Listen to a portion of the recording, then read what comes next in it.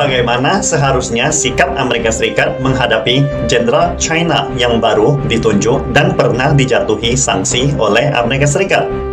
Dalam sidang paripurna kelima Kongres Rakyat Nasional China 2 hari yang lalu memutuskan Jenderal Li Shangfu sebagai Menteri Pertahanan China yang baru. Setelah pengumuman berita ini, netizen dunia yang selalu memperhatikan dua sesi dan calon Menteri Pertahanan China menarik napas lega, terutama untuk Amerika Serikat. Sebelumnya, Menteri Pertahanan Amerika Serikat Lord James Austin berbicara di depan umum dalam berbagai kesempatan. Demi meredakan konflik militer antar China dan Amerika Serikat, beliau telah berusaha menelpon mantan Jenderal China beberapa kali. Namun sayangnya tidak pernah digubris, sehingga James Austin mengatakan China mengabaikannya sama sekali dan dianggap sangat tidak bertanggung jawab. Sekarang, 2 sesi telah berakhir. Jenderal baru China akhirnya telah ditetapkan. Bapak Li Shangfu akan menggantikan Jenderal Wei Fenghe sebagai Menteri Pertahanan yang baru. Bagi Amerika Serikat, tampaknya Jenderal Austin dapat segera memenuhi keinginannya untuk berdialog dengan Jenderal baru China. Lalu, apakah benar demikian? Tampaknya itu hanyalah angan-angan belaka James Austin. Kesulitan ini terutama berasal dari pihak Amerika Serikat sendiri, karena Jenderal Austin harus menyelesaikan masalah mereka dulu jika ingin berbicara dengan China. Pertama, Amerika Serikat akan menampar dirinya sendiri jika ingin berdialog dengan Jenderal China yang baru ditunjuk dan pernah dijatuhi sanksi oleh Amerika Serikat sendiri, di mana Amerika Serikat harus meletakkan wajahnya nanti. Seperti diketahui, Menteri Pertahanan baru Li Shangfu memiliki background yang sangat luar biasa. Beliau pernah menjabat sebagai Kepala Departemen Pengembangan Senjata Komisi Militer Pusat, yang pernah dijatuhi sanksi berat oleh Amerika Serikat pada tahun 2018. Jadi, masalahnya saat ini adalah Jenderal Li Shangfu yang berubah dari mantan Menteri Pengembangan Peralatan Komisi Militer menjadi Menteri Pertahanan Nasional China, bertanggung jawab langsung atas diplomasi militer luar negeri China saat ini. Inilah dilema pertama yang harus diatasi oleh James Austin. Apakah Amerika Serikat harus mencabut sanksinya terhadap Jenderal Li telah menjadi tantangan yang harus dipertimbangkan. Karena seperti biasanya bagi Amerika Serikat yang sering menjatuhkan sanksi sesuka hatinya menggunakan tongkat besar untuk menjinakkan lawannya. Mereka sekarang harus berhadapan apakah mencabut tongkat besar ini. Tentu akan menjadi penghinaan besar bagi Amerika Serikat sendiri. Jika Amerika Serikat tidak dapat menunjukkan ketulusannya, maka impian Menteri Pertahanan Amerika Serikat ini tampaknya hanya akan menjadi impian selalu. Kedua, selain masalah kehilangan muka, Amerika Serikat juga harus membangun konstruksi dalam psikologi karena hubungan China-Amerika Serikat saat ini telah memasuki babak baru. Misalnya, pada tanggal 6 Maret lalu, para pemimpin nasional China langsung menyebut Amerika Serikat sebagai negara yang memecah belah dunia dan membahayakan keamanan nasional China.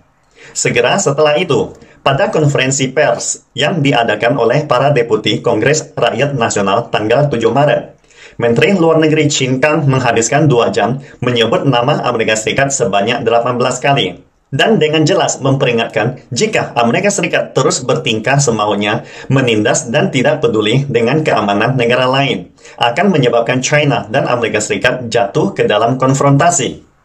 Dengan kata lain, memasuki babak baru ini, negeri panda tidak akan lagi memanjakan Paman Sam untuk terus menginjak di atas kepalanya. Jadi, akan sangat sulit bagi James Austin untuk melakukan terobosan dalam diplomasi militer dengan China lagi. Oleh karena itu, jika Paman Sam tidak mengubah sikap arogannya ingin terus menekan China seperti dulu, maka mereka hanya akan mengangkat batu memukuli kakinya sendiri. Alasan ketiga, Menteri Pertahanan Amerika Serikat membutuhkan waktu untuk menganalisis dengan cermat background Jenderal baru Li Shangfu. Bila dilihat dari latar belakang Menteri Pertahanan baru ini, Jenderal Li Shangfu dan ayahnya adalah pengikut setia pemimpin PLA. Jenderal Li Shangfu dulunya adalah Kepala Bidang Kedirgantaraan China dan Kepala Departemen Pengembangan Senjata dan Peralatan Komisi Militer Pusat. Bisakah Anda membayangkan seorang talenta yang mampu memimpin sebagai kepala tertinggi dari departemen yang sangat berteknologi tinggi China ini? Tingkat profesional dan kemampuannya secara alami tidak diragukan lagi. Itulah mengapa Amerika Serikat tiba-tiba mengumumkan bahwa pihaknya tidak bermaksud menciptakan perang dingin baru atau konflik dengan China. Masalah saat ini adalah ketika James Austin ingin berdialog dengan Li Shangfu, Menteri Pertahanan yang baru yang memiliki keterampilan profesional yang luar biasa dan terutama senior di bidang sains dan teknologi China. James Austin yakin bahwa mitra China ini pasti akan menjadi lawan yang sulit dihadapi. Alasan keempat, jika James Austin ingin berdialog dengan Menteri Pertahanan China yang baru, beliau harus melewati rintangan terakhir, yaitu bagaimana menghadapi pertarungan antara China dan Amerika Serikat yang kian hari kian memanas. Dalam hubungan China-Amerika Serikat hari ini, Amerika Serikat adalah sumber segala kejahatan, pembuat onar yang memecah belah dunia menurut netizen dunia. Dunia dapat melihat jelas perubahan mendasar diplomasi China dengan Amerika Serikat sekarang ini. Diplomasi militernya dengan Amerika Serikat menjadi lebih proaktif, tit for tat, dan menyatukan dunia melalui perjuangan. Penunjukan Jenderal Li Shangfu sebagai Menteri Pertahanan baru sepenuhnya mencerminkan poin ini. Dalam sidang paripurna kelima Kongres Rakyat Nasional China pada tanggal 12 Maret lalu, tidak hanya Laksamana Li Shangfu yang diangkat sebagai penasehat negara dan Menteri Pertahanan, tetapi Qin Gang juga diangkat sebagai penasehat negara dan Menteri Luar Negeri.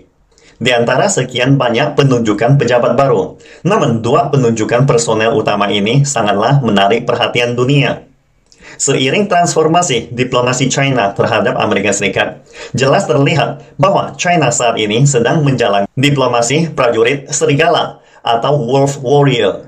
Artinya, diplomasi yang mengacu pada pertahanan nasional yang kuat sebagai dukungan diplomatik, dan diplomasi sebagai garda depan untuk mengawal pembangunan ekonomi negara. Hari ini, perubahan organisasi dan personel yang mendukung diplomasi ini telah selesai terbentuk. Menteri Pertahanan Amerika Serikat James Austin harus beradaptasi dengan lingkungan baru ini jika ingin berdialog dengan China. Adaptasi ini juga berarti bahwa Amerika Serikat mulai harus menyesuaikan strateginya terhadap China. Kesimpulannya, jika Jenderal Amerika ingin berbicara dengan Jenderal baru China, mereka harus berhadapan dengan 4 dilema di atas. Hanya jika Amerika Serikat mengakui kenyataan dan menunjukkan ketulusan hatinya, impian James Austin baru dapat terwujud pada tahun 2023. Namun sejauh menyangkut situasi saat ini, jika Amerika Serikat tidak menginjak rem dan tidak mengubah sikapnya yang terdistorsi terus mempercepat jalan yang salah, tidak ada pagar pembatas yang dapat mencegah penggelinciran yang akan menjadi konflik dan konfrontasi dua negara paling superpower di dunia. Maka Amerika Serikat harus menanggung konsekuensi bencana ini. Begitu peringatan Menteri Luar Negeri China, Qin Gang. Menurut Anda, apakah penunjukan Menteri Pertahanan China yang baru itu secara kebetulan? Silakan tulis pendapat dan komen Anda. Pastikan Anda subscribe dan follow akun ini supaya senantiasa mendapatkan info terbaru tentang teknologi terkini AI berkaitan. Salam Indonesia Maju!